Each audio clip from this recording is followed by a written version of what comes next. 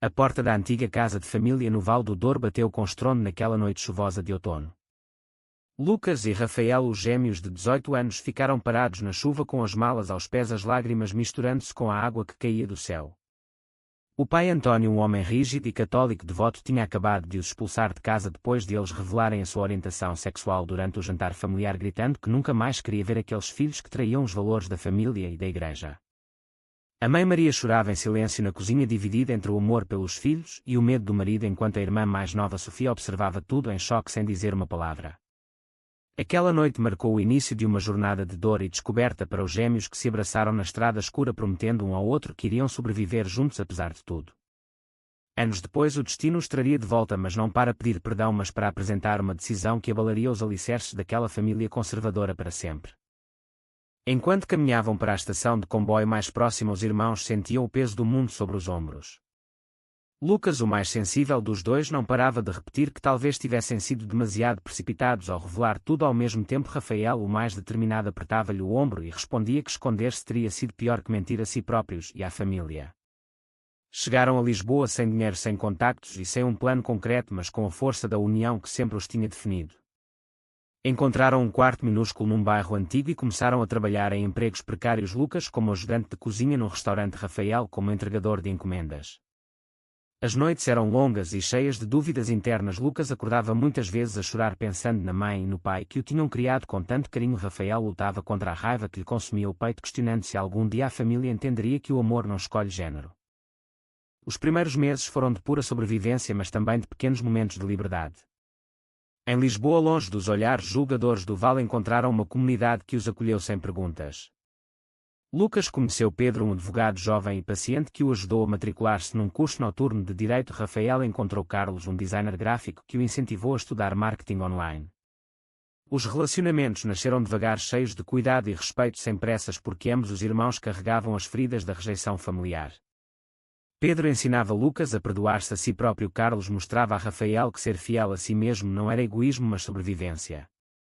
Mesmo assim, os fantasmas do passado voltavam sempre que recebiam uma carta da mãe com palavras vagas e cheias de saudade, mas sem nunca mencionar o pai ou a possibilidade de regresso. Passaram-se 10 anos e os gêmeos transformaram-se em homens bem-sucedidos. Lucas tornou-se advogado especializado em direitos humanos. Rafael construiu uma agência de marketing digital que atendia clientes em toda a Europa. Compraram um apartamento com vista para o Rio Tejo e viviam com os parceiros em harmonia, construindo uma família escolhida. Mas o vazio deixado pela família biológica nunca desapareceu completamente. Lucas guardava numa gaveta as fotos antigas do Val do Douro. Rafael evitava falar do assunto, mas ambos sabiam que o silêncio do pai era uma ferida aberta que ainda sangrava. Quando o telefone tocou numa tarde de primavera e a voz da mãe soou fraca do outro lado, dizendo que o pai tinha sofrido um infarto e que a vinha familiar estava à beira da falência, os irmãos trocaram um olhar longo e silencioso. Era o momento que temiam e ao mesmo tempo esperavam. Decidiram regressar não como filhos arrependidos, mas como homens completos, prontos para confrontar o passado com uma proposta que ninguém na família poderia imaginar. A viagem de comboio de Lisboa até ao Pinhão foi silenciosa, carregada de memórias e apreensão. Lucas olhava pela janela, revivendo cada detalhe daquela noite fatídica. Rafael apertava a mão de Pedro, sentado ao seu lado, enquanto Carlos folheava um livro, tentando disfarçar o nervosismo. Chegaram à estação pequena e familiar, onde o cheiro a terra molhada e a videiras os envolveu como um abraço amargo. Maria esperava-os na plataforma com os olhos vermelhos de choro e os abraçou com força, murmurando que o pai estava no hospital, mas que a vinha precisava urgentemente de ajuda financeira. Os irmãos apresentaram os parceiros com calma e respeito. Pedro e Carlos estenderam a mão com educação, mas o silêncio da mãe dizia tudo o que as palavras não conseguiam. Sofia, a irmã agora casada e mãe de 2 crianças, esperava em casa com o marido, um homem tão conservador quanto o pai, e o ambiente era tenso desde o primeiro minuto. Na casa antiga que cheirava a madeira velha e a vinho do ano anterior, António esperava-os sentado na cadeira de braços, com o rosto pálido mas o olhar ainda duro. Os gêmeos entraram com os parceiros e explicaram que tinham vindo para ajudar, mas que a ajuda tinha condições claras. A vinha estava endividada, os bancos ameaçavam tomar conta de tudo e a família precisava de um investimento significativo para sobreviver. Lucas falou primeiro com voz firme, dizendo que ele e Rafael tinham dinheiro para salvar o negócio. Rafael computou, dizendo que estavam dispostos a investir, mas apenas se a família aceitasse publicamente as suas uniões e permitisse que eles organizassem uma cerimónia de casamento simbólica na propriedade. O silêncio que se seguiu foi ensurdecedor. António levantou-se devagar e apontou para a porta repetindo as mesmas palavras de 10 anos atrás, mas desta vez a voz tremia de fraqueza e raiva misturada. Maria implorou que pensassem no bem da família. Sofia explodiu dizendo que aquilo era chantagem, que os irmãos estavam a usar a doença do pai para impor os seus estilos de vida pecaminosos. Os dias seguintes foram uma sequência de confrontos e revelações dolorosas. Lucas passava horas no hospital ao lado do pai tentando explicar que o amor que sentia por Pedro não era escolha mas parte de quem ele era. Rafael reunia-se com os advogados da família para preparar os documentos do investimento, mas recusava-se a assinar qualquer coisa sem um compromisso escrito de aceitação. Internamente Lucas lutava contra a culpa que o consumia desde a adolescência, questionando se não estaria a destruir a família que tanto amava. Rafael combatia a amargura recordando as noites em que dormiram na rua em Lisboa e jurando a si próprio que nunca mais se curvaria perante o preconceito. Pedro e Carlos apoiavam-nos com paciência, mas também sentiam o peso do ambiente hostil. Uma noite depois de uma discussão particularmente violenta com Sofia, que revelou ter interceptado cartas da mãe aos filhos durante anos, Maria confessou em lágrimas que sempre soubera da verdade, mas que o medo a tinha paralisado. Aquela confissão abriu uma pequena brecha no muro familiar, mas não foi suficiente para António, que se recusava a falar com os filhos. A tensão aumentava a cada hora e os irmãos sentiam que a decisão que tinham tomado de regressar com condições poderia custar-lhes mais do que imaginavam. Lucas acordava de madrugada com pesadelos onde o pai o deserdava novamente. Rafael passava horas a caminhar pelas vinhas recordando a infância feliz antes de tudo desabar. A proposta não era apenas financeira, era um teste à capacidade da família de evoluir ou de se afundar no passado. Os parceiros Pedro e Carlos conversavam longamente com os irmãos, reforçando que o amor verdadeiro não exigia sacrifício da identidade, mas os gêmeos sabiam que o preço daquela decisão poderia ser a perda definitiva da família que ainda amavam apesar de tudo. A reunião familiar na sala de estar da casa antiga foi marcada para o domingo à tarde, quando António teve alta do hospital. Todos estavam presentes, Maria com o rosto marcado pela preocupação, Sofia e o marido com expressões fechadas, Lucas e Rafael lado a lado com Pedro e Carlos. Os irmãos expuseram o plano completo. Investiriam 200 mil euros para salvar a vinha, mas em troca exigiam que a família assistisse à cerimónia de união civil que eles planeavam realizar ali mesmo na propriedade e que aceitassem publicamente os parceiros como membros da família. Além disso, queriam transformar uma parte da propriedade num espaço para jovens em conflito com as famílias por causa da orientação sexual, um projeto que honrasse a memória do tio-avô que morrera sozinho e rejeitado anos antes, um segredo que Maria revelara em privado. António ouviu tudo em silêncio, o rosto cada vez mais vermelho até explodir, acusando os filhos de quererem destruir o legado da família com ideias pecaminosas e modernas.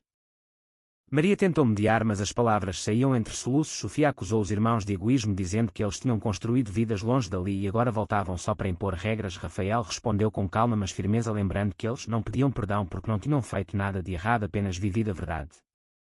Lucas acrescentou que a decisão não era vingança, mas uma oportunidade de cura para todos se a família escolhesse o amor em vez do orgulho. A discussão prolongou-se por horas com revelações dolorosas. Sofia admitiu ter destruído cartas da mãe por medo do escândalo. O marido dela citou passagens da Bíblia. António recordou como tinha trabalhado a vida inteira para dar aos filhos um nome respeitado na região. Os parceiros mantiveram-se em silêncio, respeitosos, mas o seu simples presença era já uma provocação para a família conservadora. Nessa noite Lucas e Rafael sentaram-se no quarto antigo que partilhavam na infância e conversaram longamente sobre o preço que estavam dispostos a pagar. Lucas confessou que uma parte dele ainda desejava o abraço do pai sem condições. Rafael admitiu que a raiva o consumia, mas que o amor por Pedro e a vida que construíram valiam mais que qualquer herança. Decidiram dar à família uma semana para pensar, mas internamente sabiam que a recusa poderia significar o fim definitivo dos laços. Enquanto isso, Maria visitava-os em segredo à noite, trazendo comida caseira e chorando baixinho, pedindo que não desistissem da família.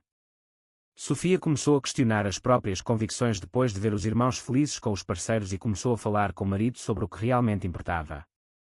A tensão era palpável em toda a casa, como uma tempestade prestes a rebentar.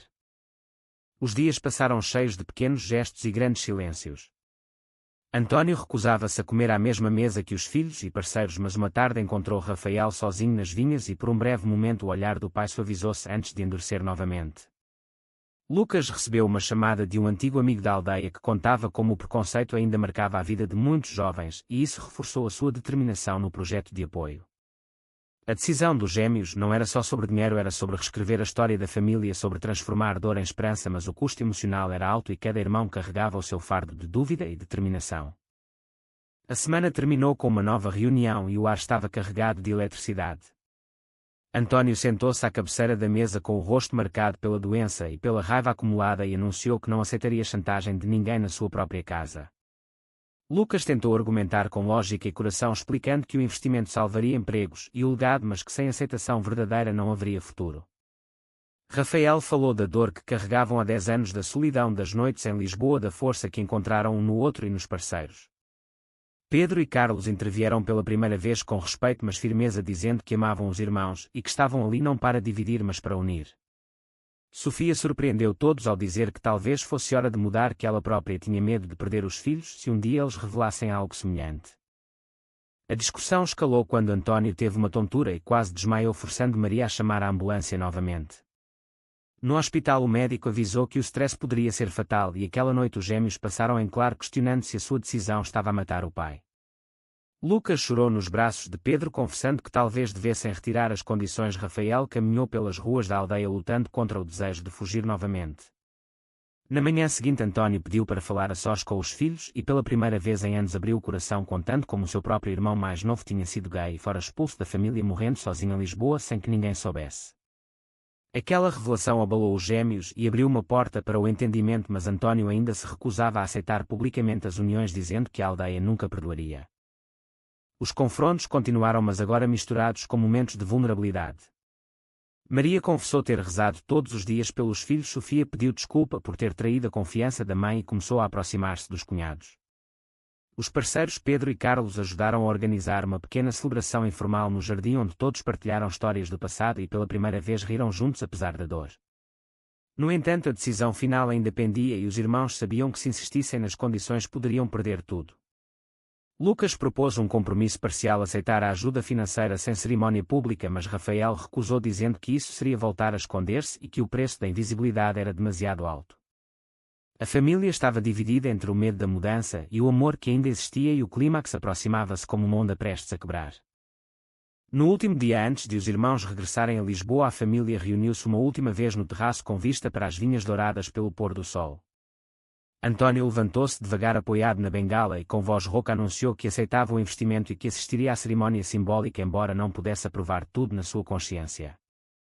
Maria chorou de alívio. Sofia abraçou os irmãos pela primeira vez em anos e os parceiros foram recebidos com apertos de mão hesitantes mas sinceros.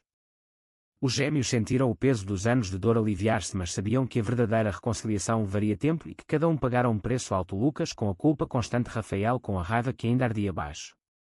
Decidiram ficar mais uns dias para começar a planear o projeto de apoio e a cerimónia, e pela primeira vez a casa encheu-se de conversas verdadeiras em vez de silêncios pesados. Os meses seguintes trouxeram mudanças lentas mas reais. A vinha foi salva, os jovens da região começaram a frequentar o novo espaço de apoio e a família aprendeu a conviver com as diferenças. António nunca chamou Pedro e Carlos de genros, mas deixava-os sentar à mesa e ocasionalmente perguntava pela saúde deles. Maria floresceu com a presença dos filhos e netos por afinidade. Sofia tornou-se aliada ativa na luta contra o preconceito. Lucas e Rafael continuaram as suas vidas em Lisboa, mas visitavam o vale regularmente, carregando as cicatrizes que os tornaram mais fortes. O preço pago foi alto, mas a lição aprendida foi profunda. O amor verdadeiro exige coragem de todos os lados e às vezes as decisões mais controversas são as que salvam o que realmente importa. No fim, quem pagou o preço mais alto? A família que defendeu os seus princípios ou os filhos que escolheram viver a sua verdade?